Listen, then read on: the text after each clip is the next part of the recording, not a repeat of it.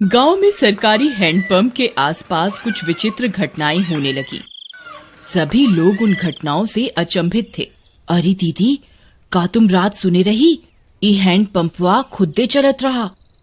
राती 12 बजे भला कौन पानी भरे आई? हमें तो बहुत डर लागत बा।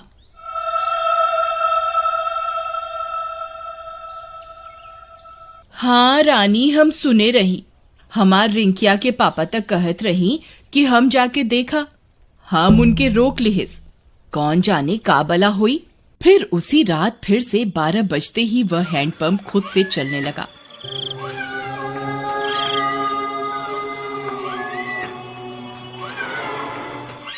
सभी गांव वाले सुन रहे थे, पर किसी की हिम्मत नहीं हुई कि जाकर देखे। फिर सुबह होने पर, अरे मीना दीदी, चला हो, हैंडपंपवा पर पानी भरे के। हमें अकेले जाते डर लागत बा। फिर वे दोनों हैंडपंप पर जाती हैं। वहां पहुंचकर उनकी आंख फटी की फटी रह जाती है। वहां किसी के पैर का निशान होता है जो इंसानी पैर से दुगने साइज का होता है। ई देखा हो रानी, हम कहत रहे ना कुछ गड़बड़ जरूर बा। ई देखा, भला किस इंसान के इतना बड़ पैर हुई। तभी वहां पिंकी आ जाती है। अरे दीदी, क्या हुआ? आप दोनों इतनी परेशान क्यों हैं? ई देखो बहन, इतना बड़का पैर। लागत है कौनो शैतान ई हैंडपंपवा पे आया रहा। कम ऑन दीदी, कोई प्रैंक कर रहा होगा। हमारी सिटी में तो ऐसे बहुत करा जाता है। अरे आप शहर से आई रही पिंकी बहन, आप ये सब ना समझी। फिर रात होने पर हैंडपंप फिर खुद से चलने लगता है।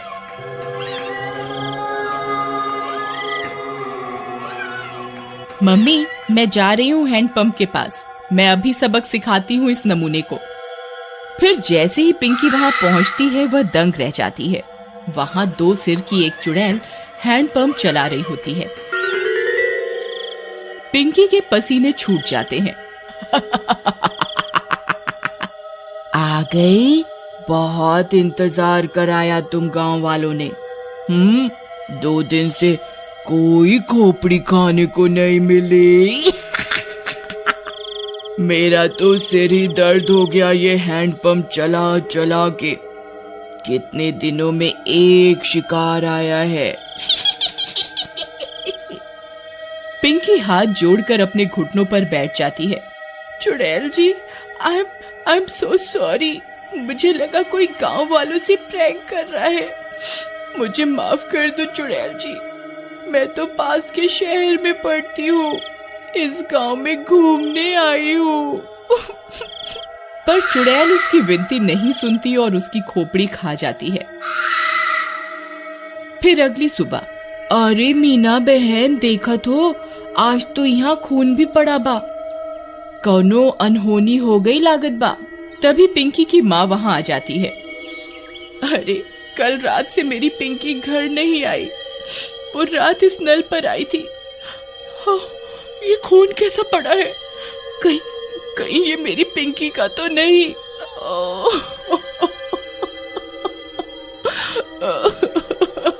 अरे भौजाई, हम उसे कल ही कहे रहे कि ज्यादा लेक्चर का झाड़ो।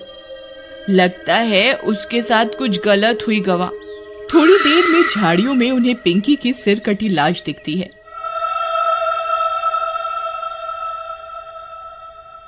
यह बात पूरे गांव में फैल जाती है।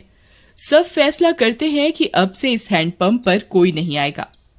फिर रात होने पर वह चुड़ैल फिर से हैंडपंप पर आकर उसे चलाने लगती है, पर कोई नहीं आता। लगता है गांव वाले चालाक बन रहे हैं। इनको किसी और तरकीब से बुलाना होगा, नहीं तो हम भूखी मर जाएंगी। हाँ, पर करें क्या?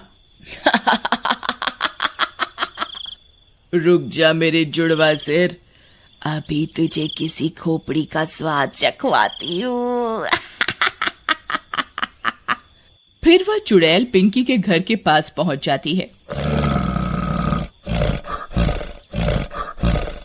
वहां जाकर चुड़ैल पिंकी की आवाज में उसकी माँ को आवाज देती है। मम्मी, मम्मी, दरवाजा खोलो मम्मी। मम्मी। पिंकी की आवाज सुन उसकी माँ झट से दरवाजा खोलती है। वह बाहर चुड़ैल को देख पिंकी की माँ कांपने लगती है। पिंकी, ये तुझे क्या हुआ? चुड़ैल की एक खोपड़ी अपनी लंबी जीभ से पिंकी की माँ को जकड़ लेती है। मैं कोई पिंकी विंकी नहीं। तेरी पिंकी तो कब की हजम भी हो गई होगी। अब तू मेरा खाना बनेगी मूर्ख औरत। फिर चुड़ैल उसकी खोपड़ी काट कर निकाल लेती है और उसे खा जाती है।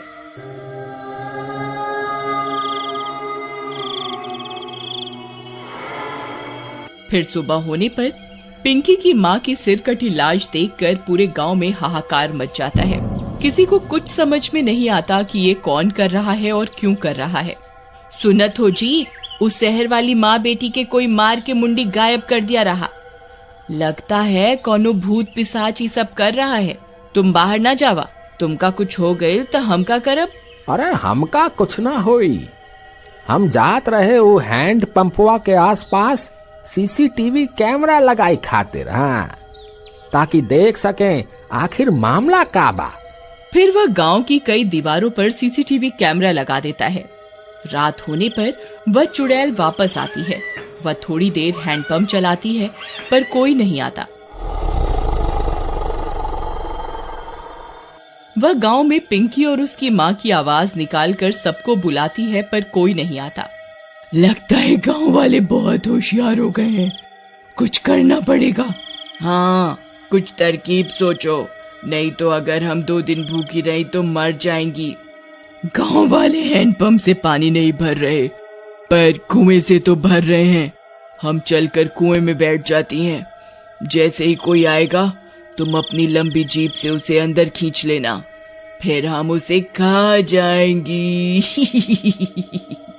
हाँ, सही कहती हो। फिर वह चुड़ैल कुएं में जाकर छिप जाती है। सुबह होने पर, अरे सुबह सुबह कहाँ जावत बा? रात शैतानी शक्ति सारे गांव में घूम रही। अरे तू डरा ना, हमार राजकुमारी, हमका कछु ना हुई। हाँ, हम जाए रहे सीसीटीवी कैमरा से रिकॉर्डिंग ले खातिर। हाँ, अच्छा जावत ही हो तो मटका में पानी भर लावा कुआं से। फिर रानी का पति मटका लेकर निकल जाता है। अरे पहले रिकॉर्डिंग निकाला कि कुएं पे जावा? चलो पहले कुएं पे चलते हैं, नहीं तो वहां भीड़ हो जाए। फिर वह कुएं पर जाता है। जैसे ही वह कुएं में अपना घड़ा डालता है, चुड़ैल का सिर अपनी जीभ से लपेटकर उसे अंदर खींच लेता है। वह कुछ बोल भी नहीं पाता और चुड़ैल उसकी खोपड़ी खा जाती है।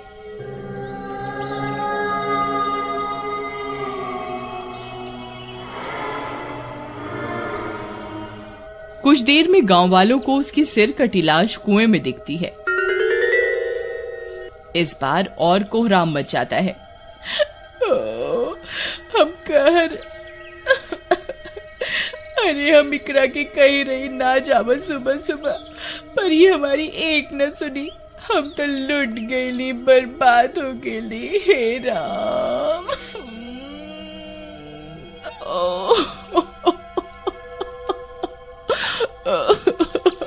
पर तुहार पति सुबह सुबह आया क्या करने रहा? फिर रानी ने बताया कि उसके पति ने सीसीटीवी कैमरे लगाए थे गांव में, जिससे यह पता चल सके कि आखिर मामला क्या है। फिर वे सब गांव वाले सीसीटीवी कैमरे से रिकॉर्डिंग निकालते हैं, टीवी पर चलाते हैं और चुड़ैल का सारा सच उनके सामने आ जाता है। वे यह भी सुन लेते हैं कि अगर वे चुड़ैल 2 दिन भूखी रही तो मर जाएंगी।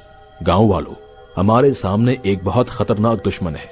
इसे हराने के लिए हमें बस ये करना है कि हम 3 दिन तक अपने घरों में कैद रहें, नहीं तो ये 2 मुंडी वाली चुड़ैल कई और लोगों को अपना शिकार बना लेगी।